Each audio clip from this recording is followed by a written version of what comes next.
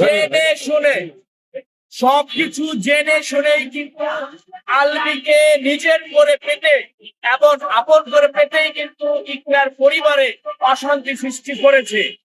আজকে সকল নারীরা এখানে যারা এসেছিল মানব বন্ধনে একটাই দাবি ছিল, আলবি বেঁচে থাকবে কিন্তু সে বিকলাঙ্গ ভাবে বেঁচে থাকবে, তার পুরুষত্ব থাকবে না, তার লিঙ্গ কর্তন করা হবে। তাদের দাবি ছিল একটাই, যে আলবির লিঙ্গ কর্তন করা হোক। আসলে এই দাবিটা আমি জানি না কতটুকু যুক্তি রয়েছে, এখন তারা আবেগ থেকে কথাটা বলেছে। আমার মনে হয় যে এটা যাচাই বাছাই করা উচিত এবং শুধু নারী না, নারী পুরুষ উভয়কে শাস্তি দেওয়া উচিত। কারণ এই একজন নারী ছাড়া তো আর আলবি এই পরকীয়ার সাথে যুক্ত হয় নাই।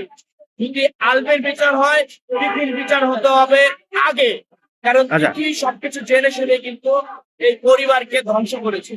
আসলে আমি জানি না নারীদের কি করা উচিত।